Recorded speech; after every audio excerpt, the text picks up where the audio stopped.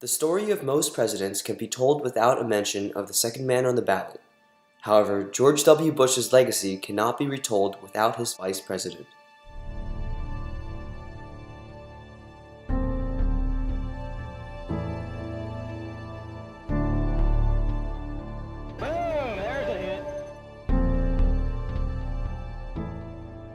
Dick Cheney unquestionably is the most powerful vice president in history.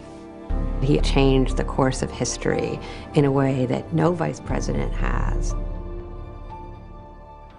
He was very firm, calm, cool, making decisions clearly. Born in Lincoln, Nebraska, Dick Cheney was raised by a middle-class family in Casper, Wyoming. He was a high school football player, baseball player, and the senior class president. He enrolled in Yale, but quickly discovered that he was not accustomed to the environment. And at the age of 20, he had already failed out of Yale twice. By the age of 22, he had been arrested 2 times for driving while intoxicated. Cheney knew he had to turn his life around. He re-enrolled to college at the University of Wyoming, and in 11 years, he became Richard Nixon's deputy chief of staff. By the age of 34, he was President Gerald Ford's chief of staff, the youngest one to date. Quickly rising through the ranks, he was nominated to be George H.W. Bush's Secretary of Defense. Under Secretary Dick Cheney, the United States launched Operation Desert Storm, jump-starting the Persian Gulf War. Armed forces were sent in to force Iraqi troops out of Kuwait, a sovereign and oil-rich nation. However, Cheney and the president decided it would be best not to invade Iraq at the time, and troops who had fought in the war were brought home. After Bush Sr. lost the election to Bill Clinton in 1992, Dick Cheney was out of a job. He chose to retire from politics and move on into the private sector. He became the chief executive and president of Halliburton, and by the time he left, they were the 22nd largest military contractor in the United States. In 2000, George W. Bush asked his father's loyal aide to be his vice president. Although uninterested, Cheney offered to help him search for a viable candidate. After hundreds of hours of interviews, Cheney came to the conclusion that none of the senators, congressmen, and senior staffers were compatible with the person Bush was looking for. He realized he was the right man for the job and took Bush up on his initial offer. On September 11th of 2001, a band of Al-Qaeda terrorists hijacked 4 commercial airliners and redirected them towards major control centers of the country. The Pentagon was hit, both towers of the World Trade Center collapsed, and Washington, D.C. just avoided the attack. The Bush administration responded quickly and strongly by declaring a war against terrorism and the axis of evil, composed of Iran, Iraq, and North Korea. These countries were believed to be the ones responsible for sponsoring terrorism. The administration called for an invasion of Iraq that would take Saddam Hussein from power and create a system of democracy in the country. The strongest advocate for these decisions? Dick Cheney. Cheney is saying we've got to do it. The intelligence is there. Bush is insecure as president. Cheney brilliantly exploits this. Cheney points to Iraq's refusal to submit to weapons inspection as clear proof that Saddam Hussein was hiding weapons of mass destruction.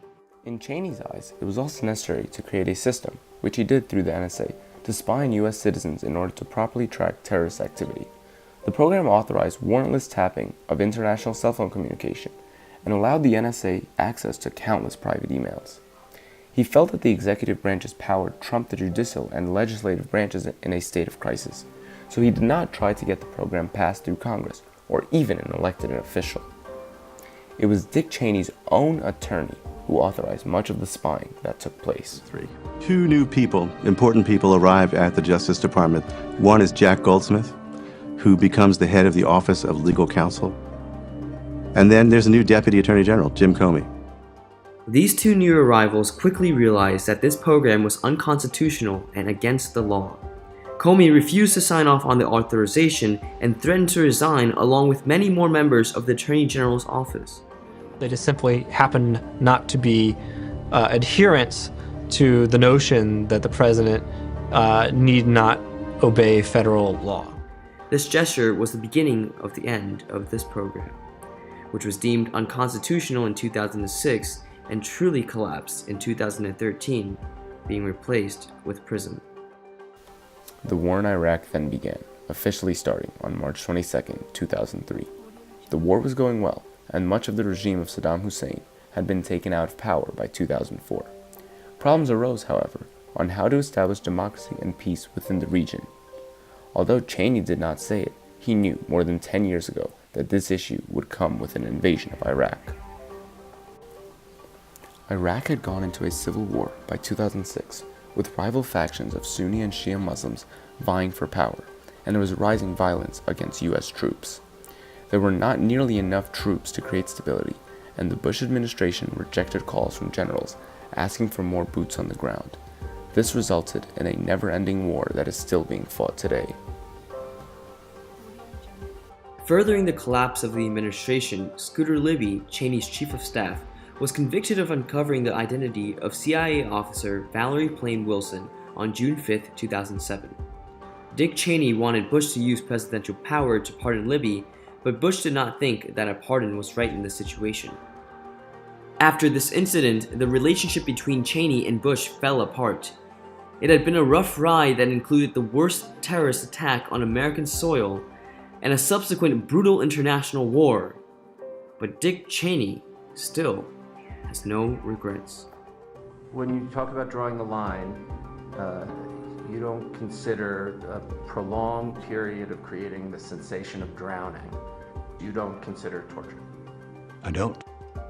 It is a wartime situation, and it does require tough programs and policies if you're going to be successful. And it was more important to be successful than it was to be loved. The ones who spend all their time trying to be loved by everybody probably aren't doing much. If you're not prepared to have critics and to be subject to criticism, then wrong line of work. If you want to be loved, go be a movie star.